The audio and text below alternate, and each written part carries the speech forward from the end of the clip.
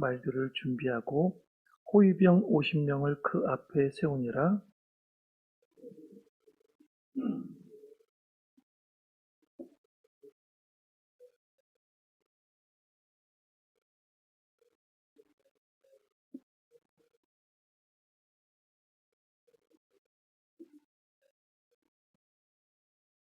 압살롬이 그에게 이르기를 보라, 내 일이 옳고 바르다마는 내 송사를 들을 사람을 왕께서 세우지 아니하셨다 하고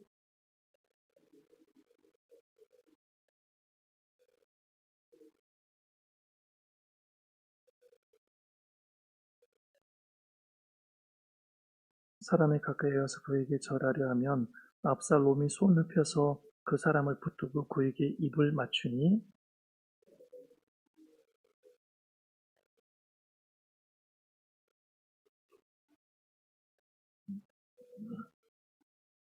사년 만에 압살롬이 왕께 아뢰되 내가 여호와께 소원하는 것이 있사오니 청하건대 내가 헤브론에 가서 그 소원을 이루게 하소서.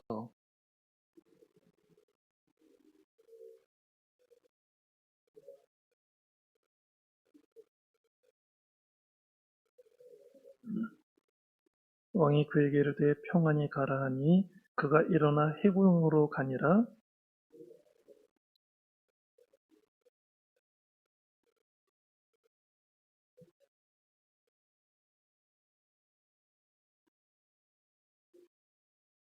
그때 청함을 받은 200명이 압살롬과 함께 예루살렘에서부터 헤브론으로 내려갔으니 그들은 압살롬이 꾸민 그 모든 일을 알지 못하고 그저 따라가기만 한 사람들이라.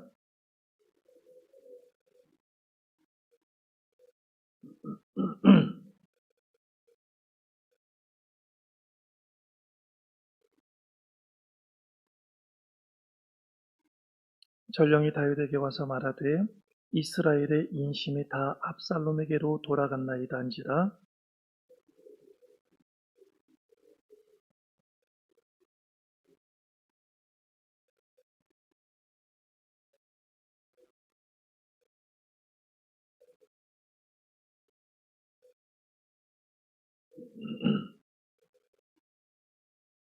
왕의 신하들이 왕께 이르되 우리 주 왕께서 하고자 하시는 대로 우리가 행하리이다. 보소서 당신의 종들이니이다 하더라.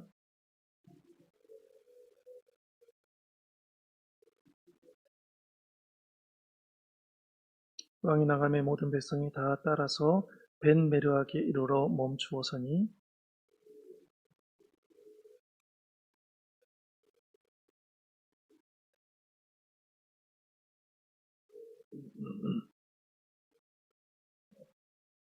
그때 왕이 가드 사람 이때에게 이르되 어찌하여 너도 우리와 함께 가느냐 너는 쫓겨난 나그네이니 돌아가서 왕과 함께 내 곳에 있으라.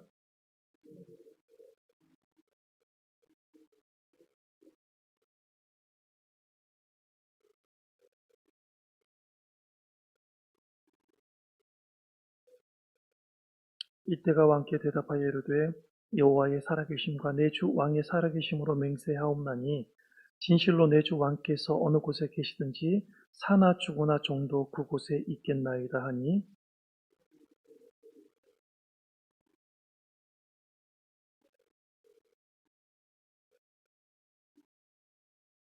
온 땅 사람이 큰 소리로 울며 모든 백성이 앞서 건너가매 왕도 기드론 시내를 건너가니 건너간 모든 백성이 광야길로 향하니라.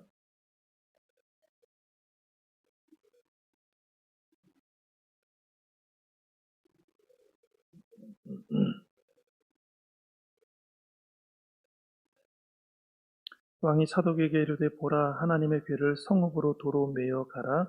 만일 내가 여호와 앞에서 은혜를 입으면 도로 나를 인도하사 내게 그 괴와 그 계신 데를 보이시리라.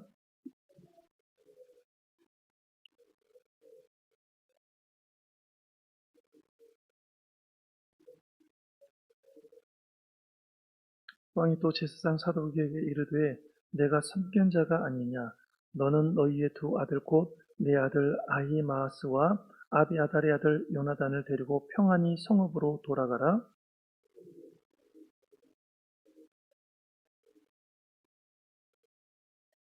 사독과 아비아달이 하나님의 궤를 예루살렘으로 도로 메어다 놓고 거기 머물러 있으니라.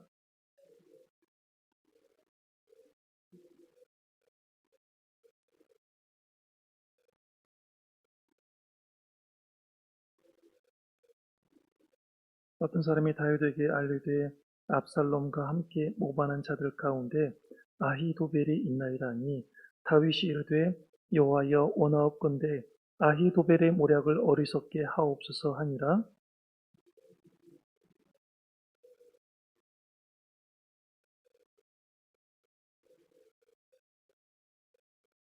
다윗이 그에게 이르되 내가 만일 나와 함께 나아가면 내게 누를 끼치리라.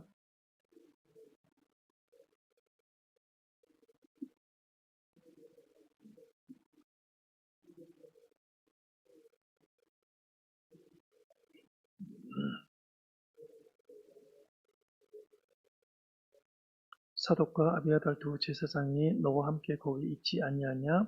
내가 왕의 궁중에서 무엇을 듣든지 사독과 아비아달 두 제사장에게 알리라.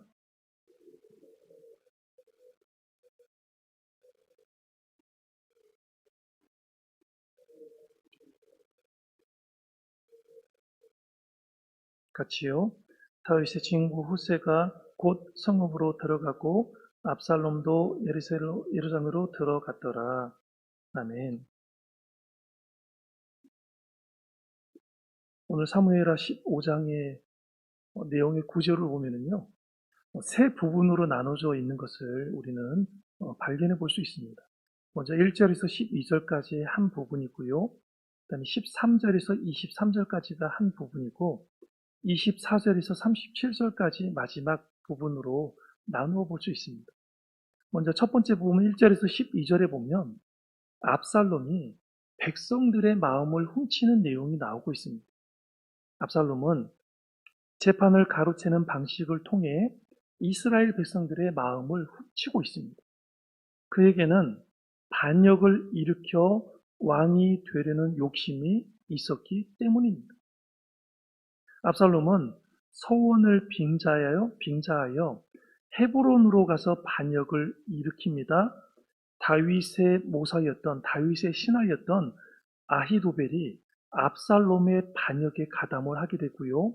많은 백성이 압살롬과 함께 있습니다. 4년 동안 이렇게 준비를 한 거예요. 백성들의 마음을 다 훔친 거예요. 그리고 13절에서 23절에 보면 압살롬을 피해 도망가는 다윗에 대한 이야기가 나오고 있습니다. 아들이 반역을 일으켜서 아들을 피해서 도망가는 다윗 왕의 참 쓸쓸한 뒷모습이 오늘 본문에 나오고 있습니다. 전령이 다윗에게 압살롬이 헤브론에서 반역을 일으켰다는 소식을 전하고 있지요. 이스라엘 백성들의 마음도 압살롬에게 다 넘어갔다라고 전령이 전하고 있습니다. 이 소식을 들은 다윗은 예루살렘 궁을 떠나서 도망을 갑니다. 궁을 떠나면서 다윗은 후궁 10명을 남겨서 궁을 지키게 했습니다. 이때 가드 사람 이때가 다윗을 향한 신의를 지켜 다윗과 함께 하겠다라고 동행을 하고 있습니다. 마지막 24절에서 37절에 보면 하나님의 도우심을 확신하고 있는 다윗 왕에 대한 이야기가 나오고 있습니다. 다윗은 피난할 때 사독과 모든 레위 사람들이 하나님의 언약궤를 메고 나오는 모습을 보게 되지요. 그래서 다윗은 하나님의 언약궤를 다시 원래의 자리로 돌려놓으라고 그들에게 명령을 하고 있습니다.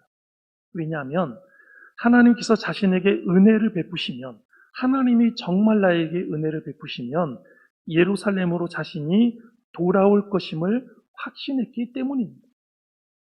다윗과 그를 따르는 백성들이 울면서 드디어 피난길에 오르게 되지요.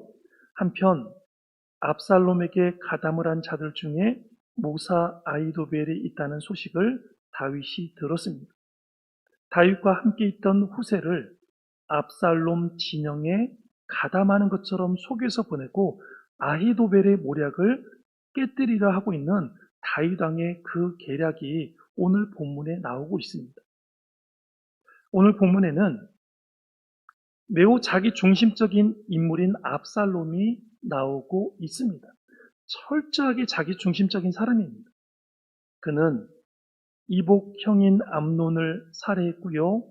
도망을 갔다가 요압 덕분에 예루살렘으로 돌아왔습니다. 은혜를 입은 자였습니다. 자기 죄를 묻지도 않은 아버지에게 그는 반역을 일으키고 있다라는 것입니다.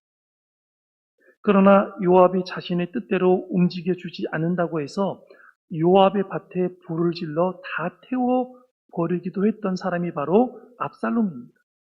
게다가 오늘 본문에는 압살롬 자신이 왕인 것처럼 오늘 1절 말씀대로 호위병을 세웠습니다. 호위병. 이 호위병이라는 것은 왕만 세울 수 있는 병사들 아닙니까? 그래 지가 왕인 것처럼 호위병을 딱 세워가지고 호위병들을 대동하고 다녔습니다. 벌써부터 지금 싹수가 노란 거예요. 내가 반드시 반역을 일으키겠다, 왕이 되겠다라는 것을 은연중에 지금 나타내고 있는 것입니다.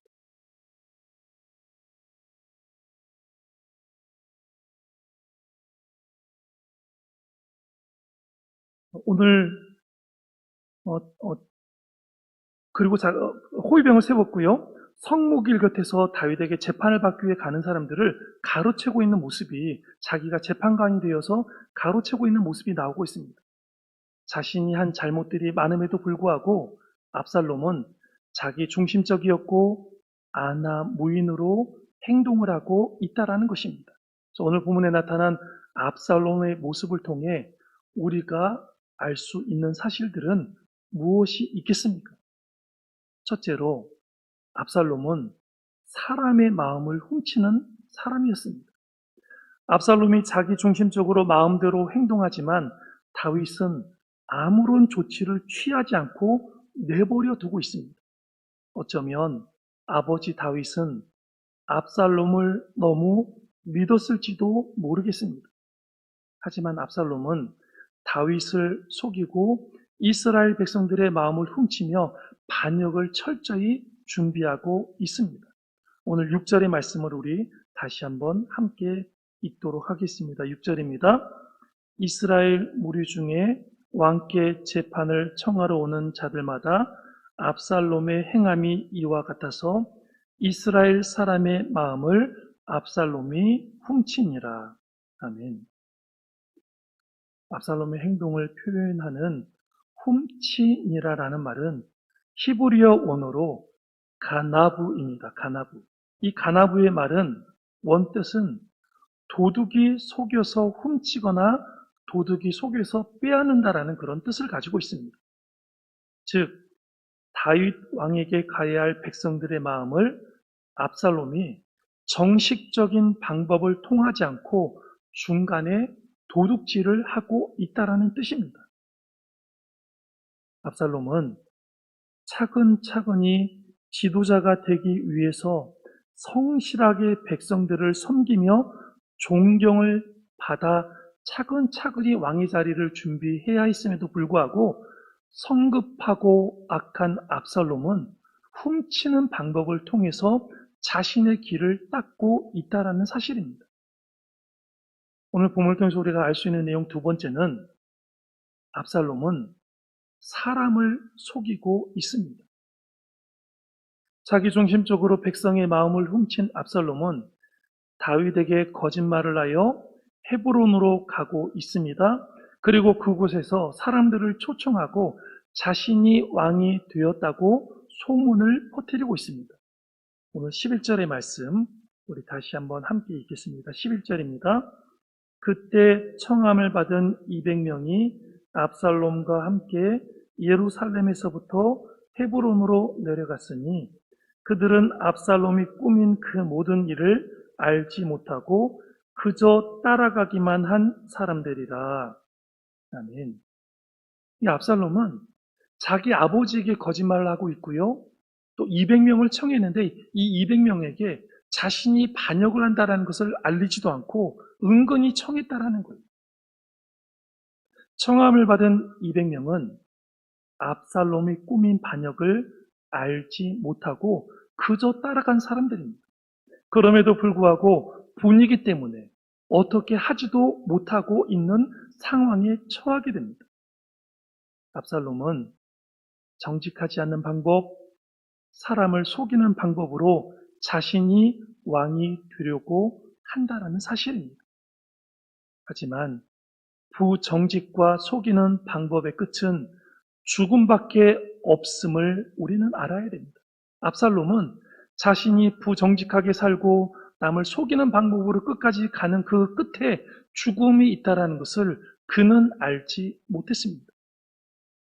세상 사람들은 압살롬과 같은 사람들이 많습니다. 자신들의 성공과 목표를 이루기 위해서는 양심의 가책이 없이 남의 것을 훔치고 있습니다. 또 자기 자신을 위해서 다른 사람들을 쉽게 속이기도 하는 것이 세상 사람들의 모습입니다. 훔치고 속이는 것이 성공을 쉽게 이룰 수 있는 방법 같아 보이지만 결국에는 그 모든 것이 드러나고 모든 것이 쉽게 무너져 내린다는 것을 우리는 잘 알고 있습니다. 마치 모래 위에 지은 집과 같이 모든 것이 무너지게 되는 것이 남을 속이는 것이고 또 부정직하게 살아가는 삶의 모습입니다. 우리는 그리스도인들입니다. 그리스도인은 늦게 성공하고 원하는 목표를 더디게 이루게 된다 할지라도 한 단계씩 성실하게 그리고 정직하게 밟아가야 하는 삶을 살아야 되는 것이 바로 그리스도인의 삶입니다. 성실과 정직이 무기가 되어야 한다라는 것입니다.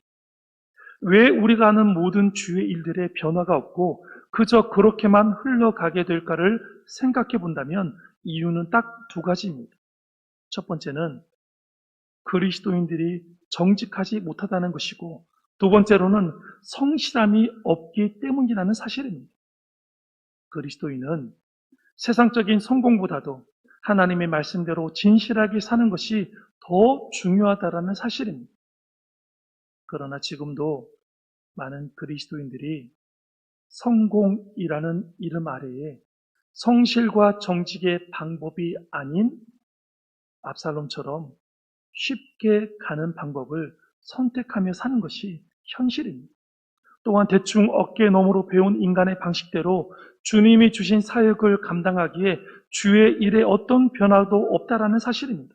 하나님이 주신 사역은 우리가 배워서 감당하는 것이 아니라 주님이 주신 사역은 내가 경험해야만 내가 하나님 앞에 그 모든 것들을 실제로 경험해야만 감당할 수 있는 사역들이 많이 있다라는 사실입니다.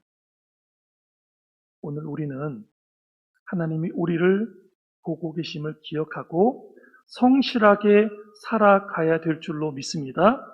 그리고 속이기보다는 정직하게 한 걸음씩 하나님 앞에, 세상 앞에 나아갈 때 하나님께서 우리의 손을 붙잡아 주실 줄로 믿습니다.